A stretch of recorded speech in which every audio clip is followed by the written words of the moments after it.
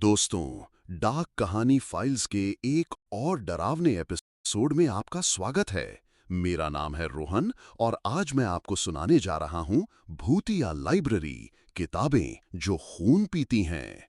एक ऐसी कहानी जो आपको रात भर जागने पर मजबूर कर देगी। अगर आपको ये कहानी पसंद आए तो इस वीडियो को लाइक करें, कमेंट करके अपना डर जरूर शेयर करें और चैनल को सब्सक्राइब करना ना भूलें। तो चलिए शुरू करते हैं आज की रहस्यमयी और डरावनी कहानी। तो कहानी की शुरुआत होती है एक छोटे से कस्बे रामपुर से, जहां एक पुरानी और टूटी-फूटी लाइब्रेरी थी, विक्टोरियन पब्लिक लाइब्रेरी। ये लाइब्रेरी 100 साल पुरानी थी और अब वहां कोई भी नहीं आता था। कभी ये जगह छात्रों, लेखकों और पढ़ाकू लोगों से भरी रहती थी, लेकिन पिछले कुछ सालों से वहां अजीबो-गरीब घटनाएं होने लगी थीं। लोगों ने कहना शुरू कर दिया था कि वहां जो भी किताबें पढ़ने जाता है वो या तो बीमार हो जाता है, पागल हो जाता है या फिर गायब हो जाता है।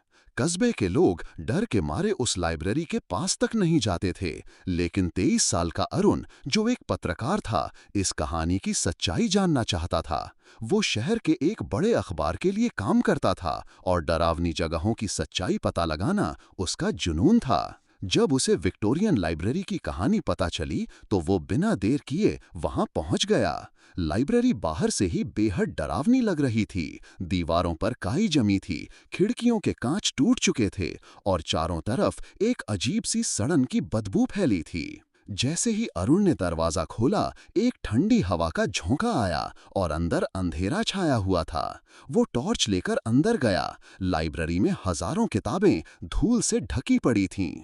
कुछ किताबें जमीन पर बिखरी थीं, जैसे किसी ने जल्दबाजी में गिरा दिया हो। दीवारों पर मकड़ियों के जाले थे और पुरानी लकड़ी की अलमारियां अजीब सी आवाजें कर रही थीं, जैसे किसी का भूत उन पर बैठा हो। अरुण ने अपनी डायरी निकाली और नोट्स बनाने लगा।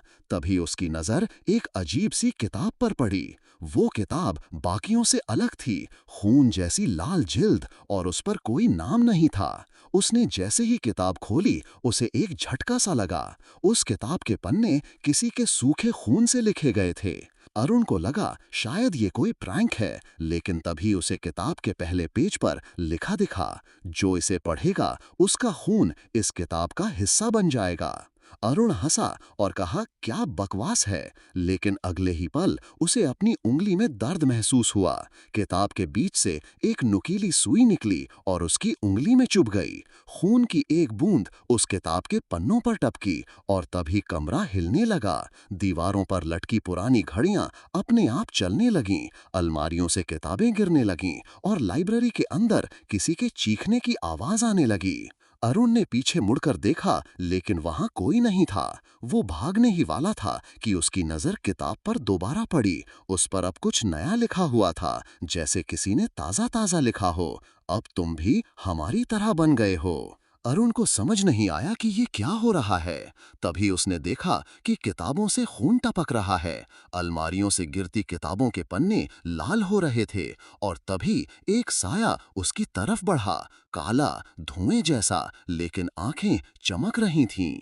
अरुण ने चीखकर किताब फेंकी, लेकिन किताब हवा में तैरती हुई वापस उसके हाथ में आ गई, जैसे वो उससे चिपक गई हो। कमरे की दीवारें सिकुड़ने लगीं और हर तरफ से साए दिखने लगे, जैसे किताबें जिंदा हो गई हों और सबका खून पी रही हों। उसने भागने की कोशिश की, लेकिन दरवाजा गायब हो चुका था। अब वो वहां फंसा हुआ था। सुबह जब लाइब्रेरी की सफाई करने वाला आया तो उसने देखा कि एक नई किताब अलमारी में रखी है, खून से लाल और ताजा पन्नों वाली।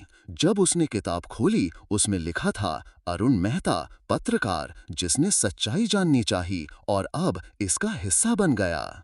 कस्बे में अब एक और कहानी जुड़ गई थी। विक्टोरियन लाइब्रेरी की किताबें अब खून पीने लगी हैं और तब से वहां कोई जाने की हिम्मत नहीं करता। और वो किताब आज भी लाइब्रेरी की सबसे ऊंची अलमारी में रखी है, इंतजार करती है किसी नए पाठक का, किसी नए शिकार का। तो ये थी आज की डरावनी कहानी। अगली बार फिर मिलेंगे एक नई कहानी, एक नए रहस्य और कुछ अनकहे डरावने सच के साथ।